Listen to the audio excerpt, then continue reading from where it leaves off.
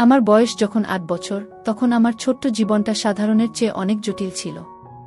আমার চাচাতো ভাই, যাকে আমি ছোটবেলা থেকেই চিনি, আমাকে কোলে নেওয়ার নাম করে কখনো কখনো আমার সাথে অস্বস্তিকর আচরণ করত। তখন আমি কিছু বুঝতাম না, শুধু জানতাম যে এই আচরণ আমার ভালো লাগছে না। আমি ভয় পেতাম, কনফিউজড হতাম, কিন্তু কোনো উপায় ছিল না সেই ভয় প্রকাশ করার। আমি সাহস করে মাকে বলতাম, মা, চাচ্চু আমাকে এমন করছে, আমার ভালো লাগছে না। গিয়ে আমার ছোট্ট কণ্ঠে ভয় এবং কষ্টের মিশ্রণ ছিল। কিন্তু মায়ের প্রতিক্রিয়া ভিন্ন ধরনের ছিল। তিনি বলতেন, আরও কিছু হয় না, এসব সময়ের ব্যাপার। বড় হলে তুমি বুঝতে পারবে। এখন থেকেই অভ্যাস করো। তখন আমি আর কিছু বলতাম না। কিন্তু ভিতরে মনটা কেমন যেন কাঁপছিল, ভয় আর অসহায়তার এক অদ্ভুত অনুভূতি আমাকে ঘিরে ধরেছিল। মনে হচ্ছিল কেউ আমার অনুভূতিকে গুরুত্ব দিচ্ছে না। সেই সময়ের ঘটনা আমাকে গভীরভাবে প্রভাবিত করেছিল। রাতে ঘুমোতে গেলে আমার মাথার ভেতরে নানা প্রশ্ন ভেসে উঠত। আমি কি ঠিক ছিলাম না বলতে? কেন মা আমাকে বোঝায় না? এই ধরনের চিন্তা আমার মনে বারবার ঘুরে ফিরত। আমি বুঝতে পারতাম না এই অসুবিধা কি স্বাভাবিক নাকি অন্য কোনো সমস্যা আছে। সেই সময় আমার শিশু মনটা এক ধরনের একাকিত্ব, কষ্ট এবং দ্বিধায় ভরা ছিল। বড় হওয়ার সঙ্গে সঙ্গে আমি বুঝতে পারলাম, সেই অভিজ্ঞতা আমাকে নিজের সীমা বুঝতে এবং নিজের স্বার্থ রক্ষা করতে শিখিয়েছে। আমি শিখেছি, যদি কোনো আচরণ অস্বস্তিকর হয়, সেটা বলা এবং প্রতিক্রিয়া জানানো অপরাধ নয়। যদিও তখন আমি ছোট ছিলাম এবং বলতে পারতাম না, এখন আমি জানি যে নিজের অনুভূতি প্রকাশ করা সাহসের চিহ্ন।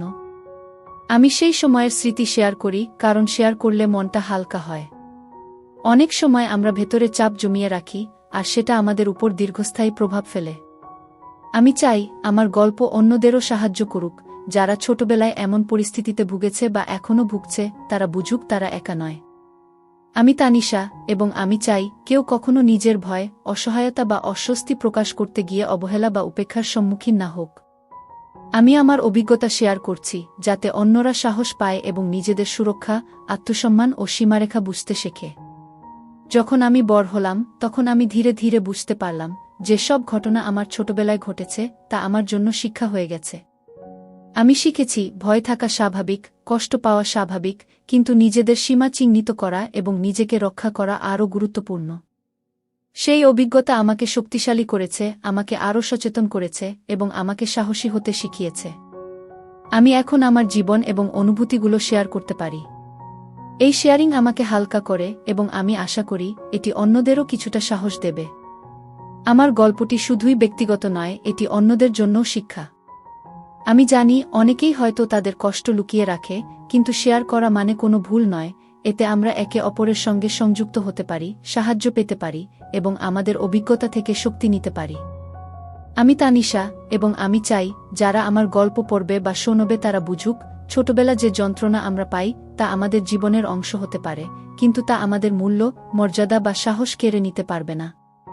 বড় হওয়ার পরও সেই ছোটবেলার স্মৃতি আমার মনে বারবার ফিরে আসে। তখন আমার ভয়, অসহায়তা আর কনফিউজড মন সব মিলেমিশে একটি অদ্ভুত ধাঁধার মতো গঠন করেছিল। ধীরে ধীরে জীবনের ছোট ছোট ঘটনা, মানুষের আচরণ এবং আমার নিজের অনুভূতি আমাকে শেখাচ্ছিল কিভাবে সীমা চিহ্নিত করতে হয়, কিভাবে নিজের শরীর এবং মনে শান্তি রাখার জন্য নিজেকে প্রস্তুত করতে হয়। একদিন বিকেলে আমি বাইরে বসেছিলাম। হাওয়া হালকা বয়ে আসছিল, আর সূর্যের আলো গাছের পাতায় ভেসে বেড়াচ্ছিল। সেই শান্ত মুহূর্তে আমি অনুভব করলাম, ভয়, আঘাত এবং কষ্ট ধীরে ধীরে কাছ থেকে আমাকে ঘিরে আসছে, কিন্তু এবার ভয় না, বরং উপলব্ধি আর সাহস নিয়ে। আমি বুঝতে পারলাম, ছোটবেলায় যা ঘটেছে তা আমার জীবনের অংশ, কিন্তু এটি আমাকে আরও শক্তিশালী এবং সতর্ক করেছে। আমি ধীরে ধীরে সেই সব স্মৃতি আমার চোখের সামনে উন্মুক্ত করি। একে একে অনুভব করি সেই ছোট্ট অস্বস্তিকর মুহূর্তগুলো, সেই অসহায়তা আর মায়ের কথার ব্যাখ্যা না বোঝা সবকিছু। কিন্তু এবার আমি ভয়ে কাঁপিনি। ধীরে ধীরে আমি তাদের কাছে এসেছি, তাদের সঙ্গে শান্তি করেছি। আমি শিখেছি, তাদের সমালোচনা বা অবহেলা আমাকে সংজ্ঞায়িত করে না। প্রতিটি স্মৃতি ধীরে ধীরে আমার কাছে আসছিল, যেন এক এক করে আমাকে আমার নিজের শক্তি, নিজের সীমা, নিজের পরিচয় দেখাচ্ছে। আমি বুঝতে পারলাম, যেটা তখন অসহায়তা মনে হতো, এখন সেটা আমার সাহস, নিজের অনুভূতি চিহ্নিত করার ক্ষমতা এবং নিজের সুরক্ষা শেখানোর অভিজ্ঞতা। আমি ধীরে ধীরে উপলব্ধি করলাম, ভয় এবং কষ্টই আমাকে শক্তিশালী করেছে, আমাকে নিজের আত্মসম্মান বুঝতে শিখিয়েছে। আমি ধীরে ধীরে সেই সবকে গ্রহণ করি, তার কাছ থেকে শিক্ষা নিই, আর ধীরে ধীরে সেই ছোটবেলার ভয় আমার কাছে আসতে থাকলেও আমি স্থির থাকি, শান্ত থাকি। এভাবেই ধীরে ধীরে আমি নিজের ভয়, কষ্ট এবং স্মৃতির সঙ্গে খাপ খাইয়ে চলি। আর ধীরে ধীরে সেই সব স্মৃতি আমাকে শক্তিশালী করে, আমাকে আরও সচেতন করে এবং আমাকে শেখায় নিজের সীমা বোঝা, নিজের জন্য দাঁড়ানো এবং নিজের নিরাপত্তা রক্ষা করা সবচেয়ে গুরুত্বপূর্ণ।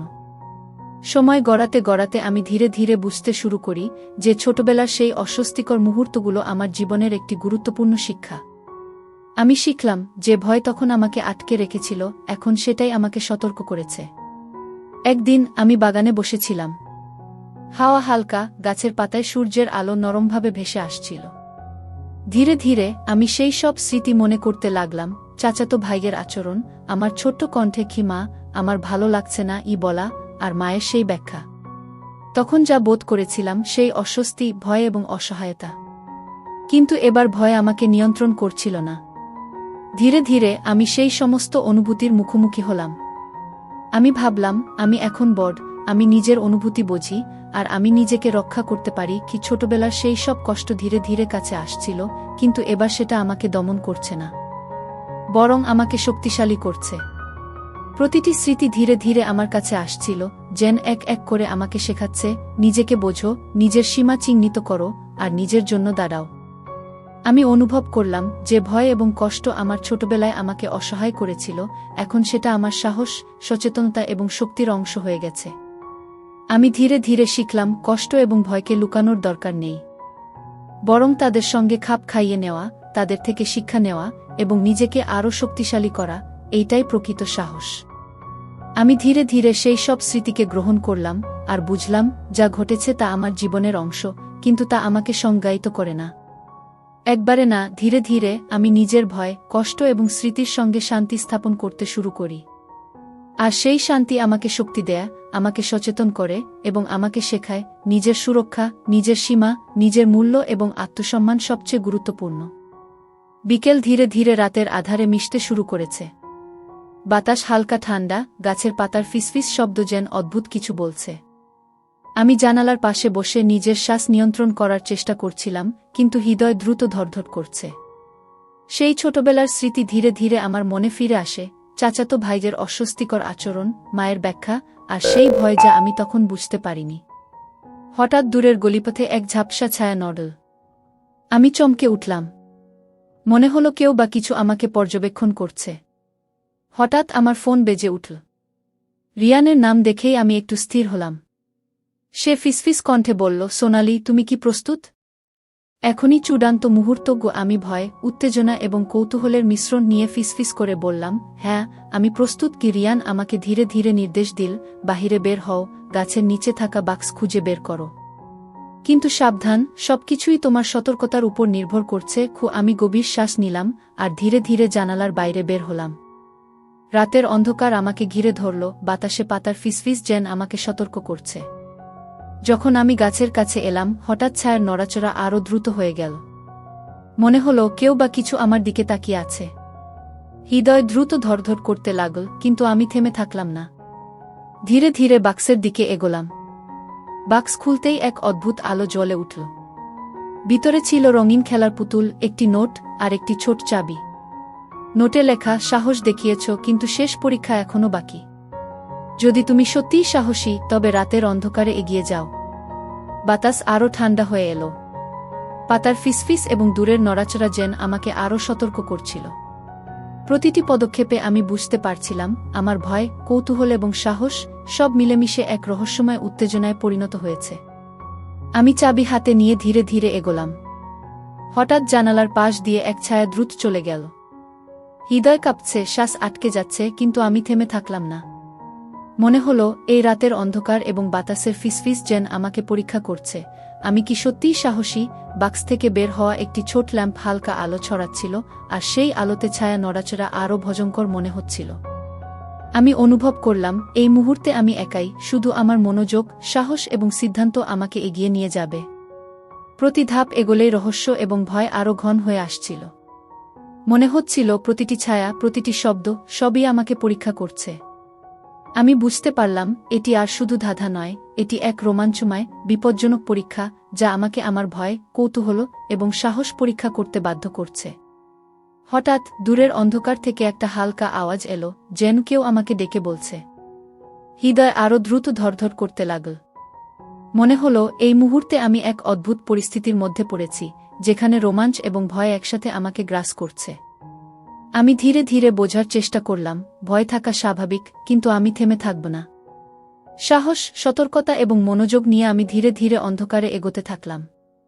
বাতাসের ফিসফিস, ল্যাম্পের আলো, দূরের অজানা শব্দ, সব মিলেমিশে আমাকে এমন এক অভিজ্ঞতার মধ্যে টেনে নিল যা আমি আজ পর্যন্ত কখনো ভুলব না। আমি বুঝতে পারলাম এই মুহূর্তে ধীরে ধীরে এগোনোই আমার শক্তি। ধীরে ধীরে আমি নিজের ভয় এবং উত্তেজনার সঙ্গে খাপ খাইয়ে এগোলাম। রাতের অন্ধকার, বাতাসের ফিসফিস এবং অদ্ভুত ছায়ার নড়াচড়া সবই আমাকে এক রহস্যময় এবং রোমাঞ্চকর যাত্রার দিকে টেনে নিয়ে যাচ্ছে। রাতের অন্ধকার ঘন হয়ে এসেছে। বাতাসের ফিসফিস, দূরের অদ্ভুত শব্দ আর গাছের ছায়ার নড়াচড়া সবই আমাকে সতর্ক করছে। আমি জানালার পাশে দাঁড়িয়ে ধীরে ধীরে নিজের সাহস জোগাচ্ছি। মনে হলো এই মুহূর্তে পৃথিবীর সমস্ত ধ্বনি, আলো এবং ছায়া যেন আমার মনকে পরীক্ষা করছে। হঠাৎ দূরের গলিপথে হালকা ঝাপসা ছায়া নড়ল। আমি স্থির হয়ে দাঁড়ালাম, চোখ বড় করে তাকালাম। মনে হলো কেউ বা কিছু আমাকে পর্যবেক্ষণ করছে। আমার হৃদয় দ্রুত ধড়ধড় করতে লাগল, শ্বাস আটকে যাচ্ছিল। ঠিক তখনই আমার ফোন বেজে উঠল। রিয়ানের নাম দেখেই ভয় আর উত্তেজনার মিশ্রণ আমাকে জড়িয়ে ধরল। ফিসফিস কণ্ঠে সে বলল, সোনালি, তুমি কি প্রস্তুত? চূড়ান্ত মুহূর্ত শুরু হয়েছে। আমি নিজের ভয় নিয়ন্ত্রণ করে ফিসফিস করে বললাম, হ্যাঁ, আমি প্রস্তুত। কি? রিয়ান আমাকে নির্দেশ দিল, গাছের নিচে থাকা বাক্সের দিকে ধীরে ধীরে এগো। সাবধান, প্রতিটি পদক্ষেপ তোমার সতর্কতার উপর নির্ভর করছে। ভুল করা মানে তুমি সব হারাবে। আমার হৃদয় আরও দ্রুত ধড়ধড় করতে লাগল। আমি জানালার বাইরে ধীরে ধীরে নামলাম। বাতাস ঠান্ডা, রাতের অন্ধকার এবং ল্যাম্পের নরম আলো সব মিলেমিশে এক রহস্যময় পরিবেশ তৈরি করছিল। গাছের কাছে পৌঁছে আমি থেমে দাঁড়ালাম। হঠাৎ বাতাসের সঙ্গে একটি ছায়া ঝাপসা করে পাশ দিয়ে গেল। আমি চমকে উঠলাম। মনে হলো কেউ বা কিছু আমাকে পরীক্ষা করছে। কিন্তু থেমে থাকলে আমি সব হারাব। তাই আমি সাহস জোগাই, ধীরে ধীরে বাক্সের দিকে এগোলাম। বাক্স খুলতেই এক ঝলমলে আলো জ্বলল। ভিতরে ছিল রঙিন খেলার পুতুল, একটি নোট আর একটি ছোট চাবি। নোটে লেখা, সাহস দেখিয়েছ, কিন্তু আসল পরীক্ষা এখনো বাকি। যদি তুমি সত্যিই সাহসী, তবে রাতের অন্ধকারে এগিয়ে যাও। ওই বাতাস আরও ঠান্ডা হয়ে এলো। পাতার ফিসফিস আর দূরের ছায়া আমাকে আরও সতর্ক করছে। প্রতিটি পদক্ষেপে আমি অনুভব করছিলাম আমার ভয়, কৌতূহল এবং সাহস সব মিলেমিশে এক রোমাঞ্চকর উত্তেজনায় পরিণত হয়েছে। আমি চাবি হাতে নিয়ে ধীরে ধীরে এগোলাম। হঠাৎ জানালার পাশ দিয়ে ছায়া দ্রুত চলে গেল। মনে হলো কেউ বা কিছু আমাকে পরীক্ষা করছে। ল্যাম্পের আলো ঝলসে উঠল, খামের ভিতর থেকে হালকা ঝলক। আমি বুঝতে পারলাম রোমাঞ্চ এবং বিপদ একসাথে আমাকে পরীক্ষার মুখোমুখি করছে। প্রতি ধাপ এগোলেই রহস্য আরও ঘন হয়ে আসছিল। মনে হচ্ছিল প্রতিটি শব্দ, প্রতিটি ছায়া আমাকে নতুন চ্যালেঞ্জের মুখোমুখি করছে। হঠাৎ দূরের অন্ধকার থেকে হালকা আলো এবং ফিসফিস শব্দের সঙ্গে এক অজানা স্বর ভেসে এলো, সোনালি, তুমি এক ধাপ দূরে দাঁড়িয়েছ। তুমি প্রস্তুত? হৃদয় কাঁপছে, শ্বাস আটকে যাচ্ছে, কিন্তু আমি থেমে থাকলাম না। মনে হলো থামলে আমি সব হারাব। আমি ধীরে ধীরে এগোলাম এবং সেই মুহূর্তে বুঝতে পারলাম রোমাঞ্চের চূড়ান্ত মুহূর্ত আসছে।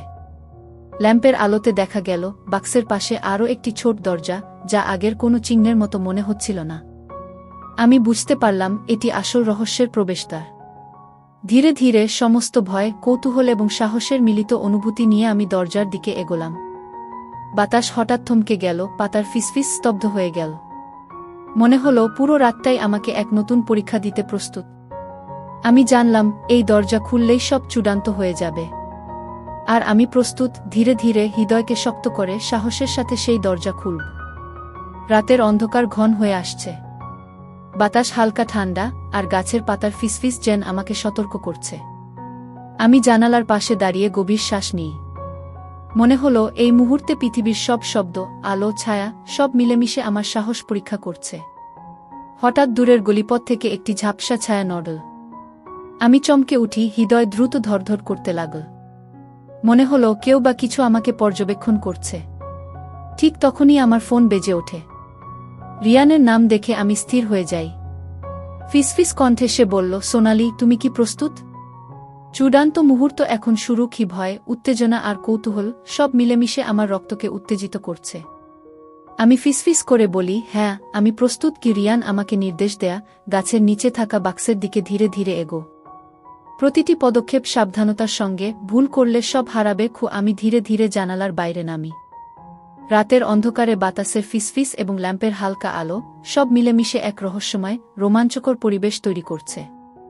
গাছের কাছে পৌঁছে আমি থেমে দাঁড়াই। হঠাৎ বাতাসের সঙ্গে একটি ছায়া ঝাপসা করে পাশ দিয়ে যায়। মনে হলো কেউ বা কিছু আমাকে পরীক্ষা করছে। আমার হৃদয় কাঁপছে, শ্বাস আটকে যাচ্ছে। কিন্তু থেমে থাকলে সব হারানো নিশ্চিত। আমি সাহস জোগাই, ধীরে ধীরে বাক্সের দিকে এগো।